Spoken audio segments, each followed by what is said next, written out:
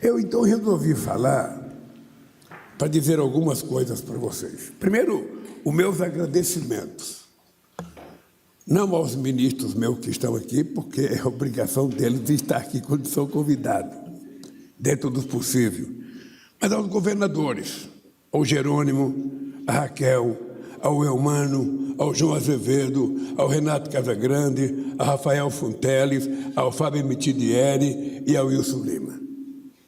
Eu sei que não é fácil vocês saírem dos estados para vir aqui toda vez que a gente chama, mas a gente só chama porque é importante a gente trazer o Brasil de volta à civilidade.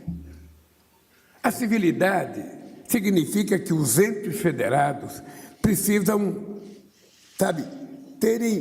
construírem parceria. Significa que eles têm que trabalhar junto. Significa que um depende do outro. Significa que juntos a gente pode fazer muito mais do que separado. É apenas por isso que a gente chama as pessoas aqui, porque nós queremos compartilhar. Nós não queremos chegar e dizer o governo federal está fazendo uma obra no estado de Pernambuco. Não. Nós queremos dizer o governo federal, em parceria com o governo do estado, em parceria com os municípios, estão fazendo tal coisa. Por respeito ao povo, e para que o povo também aprenda a respeitar os entes federados. Porque, senão, o país desanda, o mau humor toma conta da sociedade. Então, eu resolvi falar para agradecer aos nossos deputados federais. Vocês sabem que nós conseguimos uma proeza extraordinária. Quem faz política sabe que meu partido só tem 70 deputados federais em 513 e só tem 9 senadores em 81. E nós, até agora, não tivemos nenhum projeto importante que nós mandamos rejeitado. Todos foram aprovados. Inclusive com duas coisas importantes, que foi o marco regulatório, a PEC da transição e a política tributária, que estava há 40 anos esperando que fosse votada. E ela foi votada com muita conversa dos ministros, do meu organizador político, Padilha, do presidente da Câmara, do presidente do Senado, porque a gente quer mostrar à sociedade brasileira que a convivência democrática, respeitosa na diversidade, é salutar para uma cidade, para um estado e para a União. Todas as vezes que eu viajo para o estado, eu convoco o governador. Convoco o governador porque eu quero que ele vá, eu quero que ele fale, eu quero que ele diga o que ele tiver que dizer para o povo lá. Alguns não têm comparecido, possivelmente ainda pela imagem negativista de um presidente da República que só viajava para o estado que ele gostava, só viajava para atender amigos e não dava importância para aqueles que pensassem diferente dele. É uma coisa absurda. Pois bem, esse ato aqui é um ato que tem muitos significados. Eu digo sempre que eu vi o Jader agradecendo a equipe dele, o Rui agradecendo a equipe dele. Obviamente que o sucesso de cada ministro está ligado não apenas à inteligência de cada ministro, mas está ligado à competência da equipe que ele conseguiu mandar e à dedicação dessa equipe. Porque se fosse a gente sozinho, as coisas não dariam certo. E para governar o Brasil é necessário isso. Olha, não é porque o governador do Pará é oposição, porque o de São Paulo é oposição, porque o de... Sabe, que eu vou deixar de atender os projetos. Quando a gente fez uma coisa chamada PAC Seleções, é importante que todo mundo compreenda. É uma novidade na política brasileira desde que o Brasil faz política, desde que o Brasil foi descoberto. Nunca, neste país, nunca se chamou ente federado para discutir política pública. Nunca. era política de amigo para amigo, era política de compadre. Eu atendo o governador porque é meu, eu atendo o prefeito porque é meu, e o povo que se dane. Nós resolvemos mudar a lógica. O que nos dá o direito de andar de cabeça erguida é que a gente não prioriza o governante, a gente prioriza a importância da obra e os benefícios que aquela obra leva para a população daquele município, independentemente se o prefeito é corintiano, são paulino, palmeirense, ou flamenguista, ou Botafogo. Não me interessa isso. O que me interessa é se a obra é necessária, se o projeto é bem feito e se é uma obra de interesse do povo. Aí, quem apresentar projeto vai receber recurso. É esse o critério. E não é um critério fácil, Rafael. Não é um critério fácil, porque eu já assisti polêmica de companheiros prefeitos do PT dizendo, pô, cara, mas eu não estou sendo contemplado no Parque Seleções, o cara que é contra a gente está sendo contemplado. Eu já cansei de ouvir isso. E ao invés de concordar, eu tento explicar para o prefeito por que tem que ser feito assim. Porque o cidadão da cidade do prefeito do PT, ele é igualzinho o cidadão da cidade do cara que não é do PT. Então, nós temos que tratar os interesses de cada cidadão. Se quando eu deixar a presidência da República, eu tiver deixado como legado a compreensão de que é possível, de forma civilizada, de forma democrática, uma convivência adversa, seria maravilhoso para esse país. Seria extraordinário que esse país conseguisse fazer com que as coisas fossem compromissadas por todo mundo.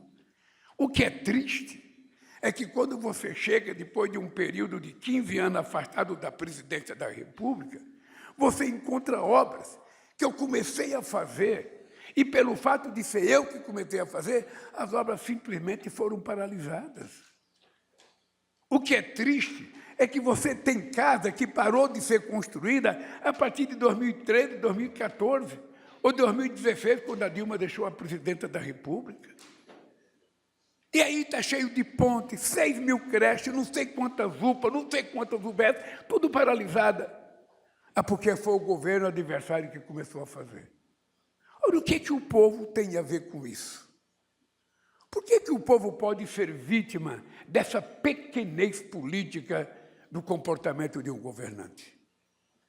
Então, se eu deixar a presidência e a sociedade tivesse a compreensão de que o critério para eleger um presidente da República é saber se o presidente é civilizado ou não, se ele gosta de diálogo ou não, se ele aceita a diversidade ou não. Porque, senão, vão brigar pela monarquia e indicar o imperador para governar o país. A beleza do processo eleitoral é a possibilidade da alternância de poder. Um dia está um jovem como Jerônimo, todo bonitão, governando a Bahia. Isso é resultado da democracia, porque quando ele começou a disputar, ô João, ele só tinha 3%.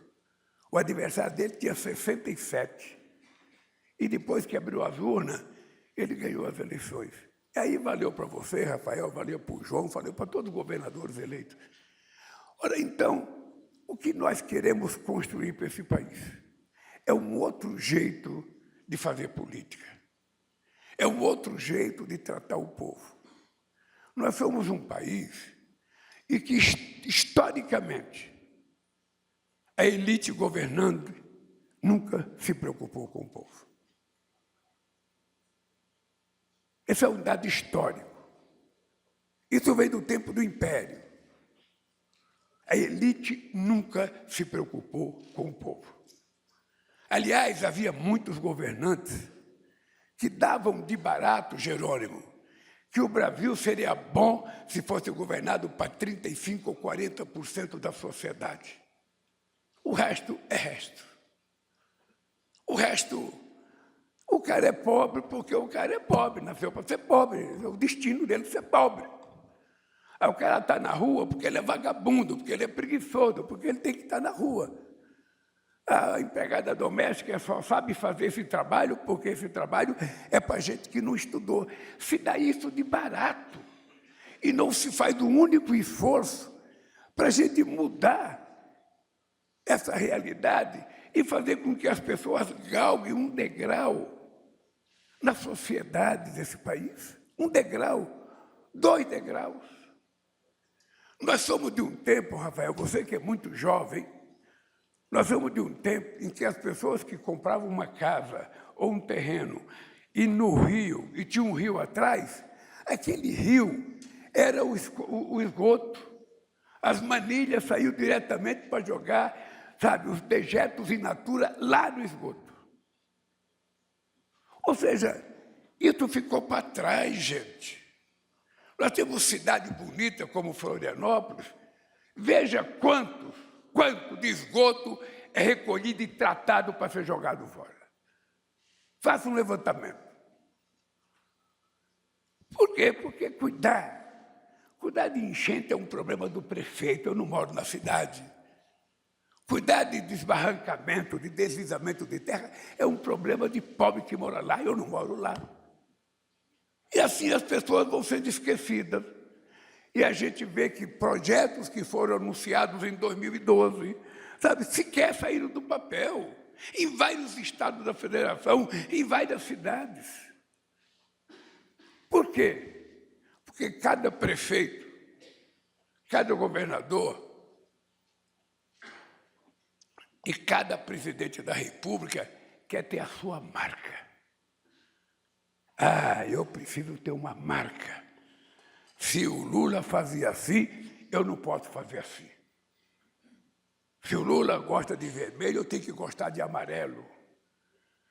Sabe, se o Lula faz da minha casa a minha vida, eu vou fazer minha casa amarela. Se a carteira de trabalho é azul ou marrom, eu vou tirar uma verde e amarela. Ou seja, num critério imbecil de tomar decisão e de fazer as coisas num país que precisa tanto do Estado. Tanto. E é por isso que nós estamos fazendo desse jeito. Esse é o último pacto de eleições que nós vamos fazer. Depois de 1 ano e meio de trabalho.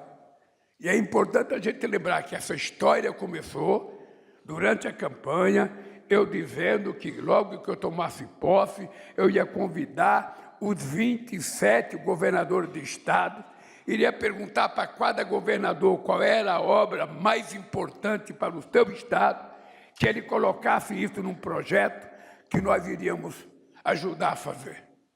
E assim foi feito. Depois com os prefeitos. E assim foi feito. Era muito mais fácil eu escolher as prefeituras dos meus amigos e falar, olha, vai dar logo 300 milhões para aquele prefeito, passa logo 400 para aquele, como sempre foi feito nesse país. Não, nós resolvemos mostrar, é possível fazer diferente.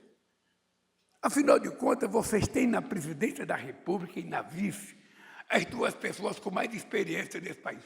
Eu digo sempre, só tem mais do que nós, o Dom Pedro, que foi 69 anos imperador, e o Getúlio Vargas, que teve 15 anos de um regime forte, sabe, que a pessoa dizia ditadura, e teve um período democrático de 50 a 54. Só eles têm mais experiência do que nós dois. O Alckmin, além de ser prefeito, 16 governador, 16 anos, ainda foi vice mais 2. Ou seja, ganha do Wellington, ganha do Valdez. Sabe? Então, o que nós estamos tentando fazer é mostrar a gente que nós temos que governar esse país diferente.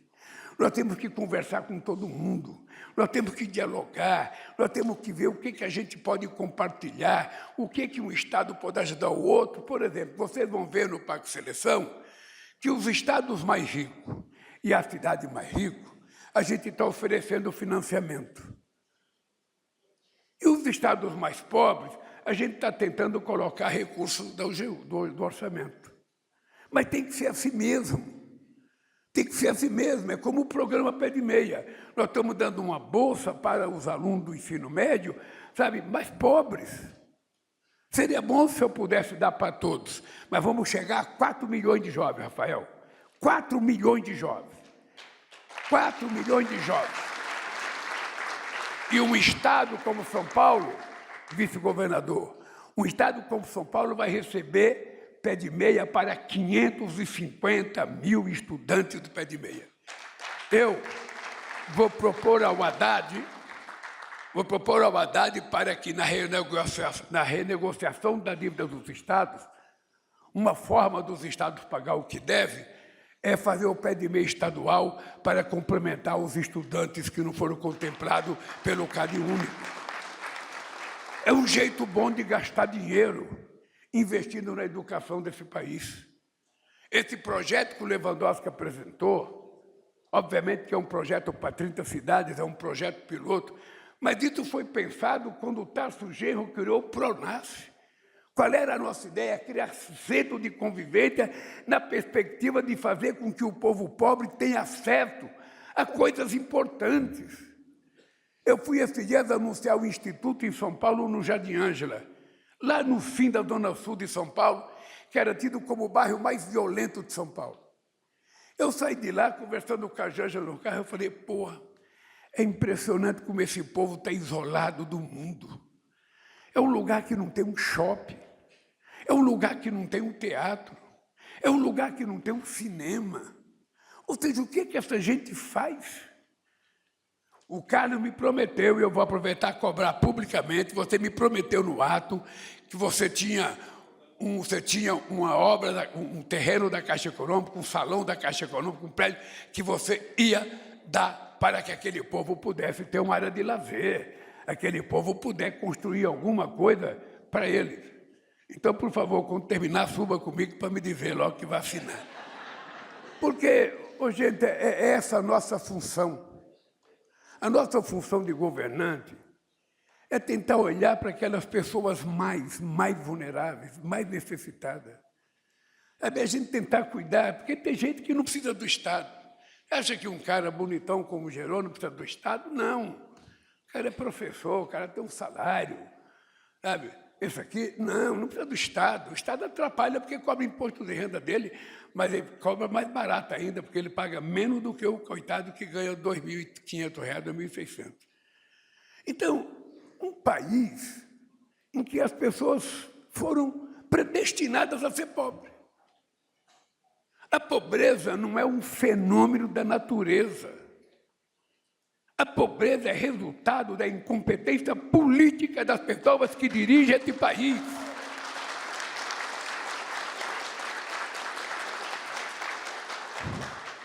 Eu agora, no lançamento do programa de combate à fome, que nós fizemos no Rio de Janeiro, eu estava contando para o Alckmin. A presidenta do FMI veio me abraçar chorando, dizendo que eu tinha emocionado ela. O que eu falei de verdade? O que eu falei aqui agora, a pobreza não é um fenômeno da natureza. Não está escrito, sabe, que a pessoa nasceu para ser pobre ou a pessoa nasceu para ser rica. Está escrito é que se o Estado criar as condições para que todos tenham oportunidade, que todos possam ter a mesma informação, os mesmos conhecimentos, a gente pode fazer uma mudança radical na sociedade brasileira. Minha mãe não precisava ter saído de Pernambuco em dezembro de 52, com 8 filhos agarrados no rabo da saia, para poder comer lá em São Paulo. Ela poderia ter ficado na terra dela, ficado com as irmãs dela, com os irmãos dela. Não, saíram. E está aqui essa beleza agora que o povo elegeu para presidente da República. Se ela não tivesse saído, talvez eu não estivesse aqui, Raquel. Então, eu fico pensando, gente, o seguinte, se a gente cuidar do povo, se a gente tiver um mínimo de carinho. Outro dia eu fiz uma experiência no sindicato. Você pega R$1.000,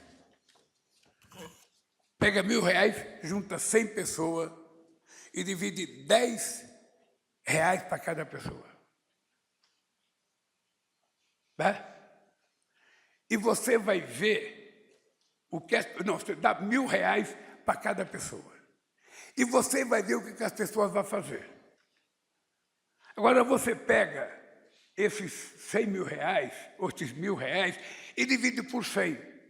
O cara que vai receber 10, ele vai automaticamente fazer esse dinheiro voltar para a economia, porque ele vai comprar as coisas das necessidades dele, vai comprar coisa básica, vai na boteca, vai na padaria, o outro vai para o banco. Daí porque eu queria que vocês colocassem na cabeça de vocês uma ideia que não é de economista. Economista não fala isso, porque quem estuda muito não pode falar isso, é só para quem é quase analfa como eu. Bote na cabeça a seguinte ideia, Jader. Muito dinheiro na mão de poucos significa o Brasil de hoje. Significa pobreza, significa analfabetismo, significa prostituição, significa fome. Como é que pode a gente ter acabado com a fome em 2014 e eu voltar em 2023 com 33 milhões passando fome outra vez? Como é que pode? Como é que pode em 2010 a indústria automobilística vender 3 milhões e 800 mil carros, não, em 2012, 3 milhões e 800 mil carros, e em 2023 tinha caído para 1.900? O que aconteceu nesse país? Qual foi o terremoto? Qual foi o furacão que fez com que a gente, em 15 anos, reduzisse a nossa produção naquela indústria que era o carro-chefe do PIB brasileiro na década de 80, caísse pela metade? Ou seja, então, companheiros, eu queria dizer para vocês o seguinte: esse lançamento de hoje é uma convocatória para que a gente possa trabalhar junto, para que a gente possa compartilhar. Outro dia o Rafael me fez um pedido. Ele falou para mim: o Rui Costa está bravo, porque o Rui Costa acha que eu estou pedindo muito. É porque ele quer fazer um problema no Rio Parnaíba, tá? E aí eu descobri que o dinheiro da Vale é para isso. E da Eletrobras tem 1/3 para o Piauí. Então nós vamos ter que garantir que esse dinheiro chegue para que possa fazer as coisas que tem que fazer. Sabe? É porque é assim, gente. Todos vocês são mais espertos do que eu e sabem que política a gente não aprende na universidade. A gente não aprende. Você pode ir para Harvard, você pode ir para CIESPO, vai para onde você quiser. Você não aprende política. Política é uma coisa, sabe, é distinto. Política é sensibilidade. Política é tomada de decisão. E vocês sabem que tomar decisão não é fácil. Sobretudo quando você tem uma pressão de muitos lugares. Se você ganha as eleições no Brasil e resolve governar, dizendo que pobre é pobre mesmo, que trabalhador não precisa de aumento do salário mínimo, esses dias o presidente do Banco Central deu uma declaração para a imprensa que eu não quis acreditar.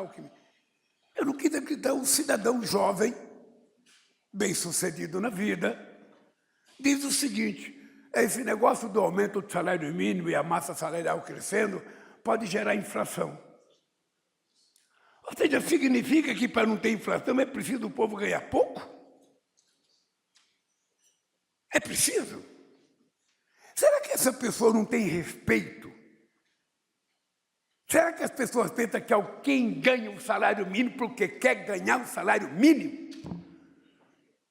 Será que alguém pensa que a pessoa é pobre porque quer ser pobre? Não.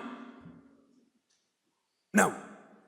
Deu oportunidade a um pobre, como o povo deu a esse pernambucano aqui, que ele vira presidente da República.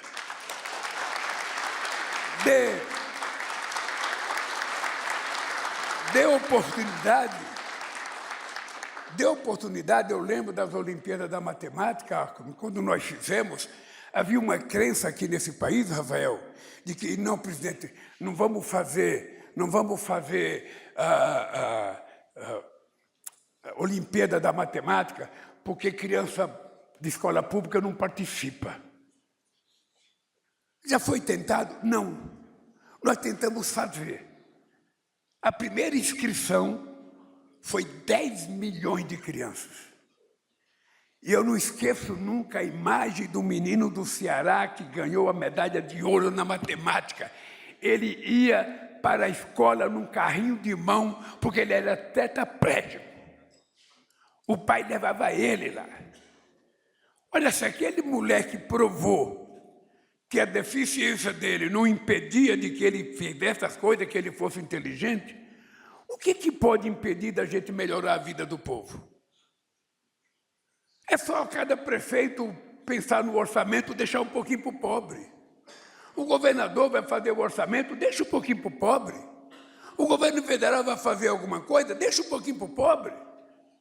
Não é nem a grande parte, é um pouco. E no PAC, com parceria, muito importante que vocês aproveitassem para contratar pessoas do local aonde está sendo feita a obra. É muito importante, porque quando a gente deixar a obra, o cara já está na sua casa, já está com a sua família, ele não tem que voltar para outro estado ou voltar para outra cidade. Portanto, eu quero dizer que hoje nós estamos completando 1 ano e 7 meses de governo. Eu quero dizer para vocês uma coisa, Jerônimo. Acho que o Brasil nunca teve, na sua história, um presidente otimista como eu. Eu estou convencido, eu não posso nem falar o nome dos prefeitos que eu estou vendo, porque eu não posso falar, se falar, vão caçar os prefeitos. Mas eu estou tão convencido, Jerônimo, que nós recuperamos esse país e que a economia vai crescer, e que o salário vai crescer, e que a massa salarial vai crescer, e que o emprego vai crescer, e que a inflação vai cair. Eu estou tão convencido disso, que eu digo para a Janja todo dia, eu, pela primeira vez aos 78 anos de idade, eu me considero um cidadão pleno. Eu estou espiritualmente, sabe, de forma extraordinária, pensando como é que a gente vai poder viver feliz nesse país quando a gente provar que a gente vai tirar o Brasil da fome. Em apenas 1 ano e 7 meses, nós tiramos 24 milhões de pessoas da fome. E vamos chegar em 2026 com 0 de fome nesse país. É importante lembrar que nesses 1 ano e 7 meses, nós já criamos 2.700.000 empregos formais. E é pouco, porque os investimentos que estão sendo anunciados ainda não começaram a gerar. Grande parte das obras que nós anunciamos ainda não começaram a brotar. E é isso que interessa ao governante, seja da presidência ou da prefeitura da cidade, é que o povo viva bem, é que o povo, sabe, tenha tranquilidade, é que a família possa cuidar com muita tranquilidade, sabe, dos seus. Todo mundo quer. É isso que a gente está fazendo, companheiros. Eu espero que vocês que são muito jovens e que ainda vão fazer política há muito tempo, porque eu só tenho mais 40 anos, porque eu estou querendo viver 120, eu só tenho mais 40 anos para fazer política, eu queria que vocês não perdessem de vista isso. A única razão que existe para a gente ser político, de enfrentar as adversidades que a gente enfrenta numa campanha, das ofensas que se recebe um candidato de qualquer partido político. Todo político já foi chamado de ladrão, todo político já foi chamado de corrupto, todo político é chamado de ladrão. Ninguém acredita que político é honesto. Então nós temos que fazer jus a todo esse xingamento, primeiro ser honesto, e segundo, utilizar o que nós temos de sabedoria para dar uma chance àqueles que nunca tiveram oportunidade, aqueles que estão precisando de uma chance, aqueles que querem comer 3 vezes por dia, aquele que quer entrar numa escola de qualidade, aquele que quer ver formar o seu filho doutor. Eu fui peão de fábrica. Ninguém é peão porque quer. Ninguém é. Esse aqui resolveu ser advogado, o outro resolveu ser economista, o outro resolveu ser médico, o outro resolveu ser presidente da Caixa Econômica, o outro resolveu ser professor. Mas o peão, ele não escolhe. O cara não escolhe, eu sou peão. Que tipo de peão? Peão. Peão tem qualificação? A gente não tem qualificação. A gente é ajudante. A gente é ajudante, a gente faz o que quiser que a gente faça, catar coisinha no chão. Eu comecei a minha vida trabalhando perto de uma prensa. Os caras cortavam o material, a sobra dos tarugos de ferro que sobrava, eu recolhia. Era minha função durante mais de 6 meses, até eu saber o que era um torno e começar a trabalhar e me formar. O peão quer uma chance. Por isso é que nós resolvemos investir mais em 100 institutos novos. E esses institutos, Rafael, você que é muito esperto, matemático, bicho matemático é mais esperto que economista. Ô, Raquel, você não tem noção da esperteza desse menino. Rapaz, eu não sei como é que alguém fala em inteligência artificial conhecendo o Rafael. Pô, eu quero ele para ser minha inteligência artificial. Ficar perto de mim contando coisa toda hora, sabe, me ensinando a fazer as coisas. Ô, João, você não tem noção, cara. Você não tem noção. Mas o que a gente quer? Esses institutos federais, a gente quer formar as pessoas em coisas que sejam do futuro. Nós temos que ensinar essa meninada a produzir software. Nós temos que levar essa menina para produzir chips. Nós temos que fazer esse menino, sabe, desenvolver essa indústria de inteligência artificial e a gente aprender a fazer uma indústria de dados. No caso do Brasil, a coisa é tão grave que é o seguinte, o governo federal não consegue juntar os dados do governo federal. Não sei se na Bahia é assim, não sei se na Paraíba é assim. Por que você não consegue? Porque os dados da saúde é da saúde, os dados da justiça é da justiça, o dado da fazenda é da fazenda, o dado do Minha Casa Minha Vida é do Minha Casa Minha Vida. Ou seja, então você nunca vai ter uma inteligência artificial se você não tiver um banco de dados único que você possa fazer os números se cruzarem. E nós vamos começar agora, eu vou participar, presta atenção no que vai acontecer. Vai ter a Conferência Nacional, a Conferência de Ciência e Tecnologia. Eu fiz uma reunião com o Conselho e desafiei há 3 meses atrás o Conselho a apresentar uma proposta de inteligência artificial em português. Não quero nem mandarim nem inglês, eu quero em português. Porque todo mundo fala em inteligência artificial, inteligência artificial, inteligência artificial. Pô, o que é isso? Aí eu fiquei sabendo, porque uma pessoa me explicou. E eu estou que nem o Raul, se me explica, eu entendo. Então, ou seja, nada mais é do que você juntar todos os dados. Quando você está falando no telefone, você está dando dados para uma empresa que vai pegar aquilo e depois vai vender serviço para você com o teu trabalho. Então, nós vamos ter, o governo vai ter que se apoderar disso. Então, eu vou fazer uma reunião com o Ministério, o Rui Costa, não, essa semana que vem a outra, e nós vamos dizer o seguinte, ó, acabou o silêncio de dados por ministério, por instituição. Uma vez, eu tentei criar um gabinete de inteligência. O general Félix era o meu ministro da Casa Civil, o ministro da Segurança Institucional.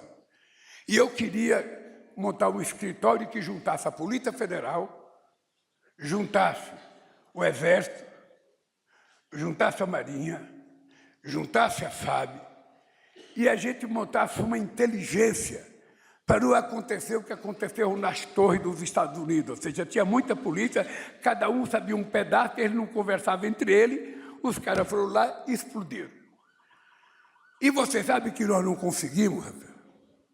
Você sabe por quê? Porque informação é poder. E quem tem, não quer repartir. Ah, os dados do Cade Único é meu. O dado do SUS é meu. O dado da Previdência é meu. O dado não sei do que é meu. Ou seja, aí o Brasil fica sem. Então, eu vou ter uma reunião com o Ministério e se prepare na pauta. Um dos assuntos é que nós vamos socializar as informações para que o Estado brasileiro comece a utilizar a inteligência artificial em benefício de todos nós. Companheiros, obrigado pela presença. Obrigado pela presença, prefeitos que eu não posso anunciar, ministros, deputados e companheiros da imprensa. escrevam muito bem sobre o que aconteceu nesse 1 ano e 7 meses de governo, porque eu vou dizer para você, João, as coisas vão dar certo. Eu falo com a Haddad todo dia, Haddad, cabeça fria, cara, porque se tudo der errado, ainda vai dar certo. Se tudo der errado, ainda vai dar certo. Então, é com esse clima que nós precisamos governar esse país. Daqui para frente, companheiros governadores, se preparem, porque as coisas já foram plantadas, algumas já estão brotando, e agora é época da colheita. E eu vou viajar o Brasil inteiro para discutir com governadores e com prefeitos, inaugurar obra, sabe? E fazer com que o povo brasileiro volte a acreditar de que ele pode ser feliz. Um abraço, gente, e até o nosso próximo encontro.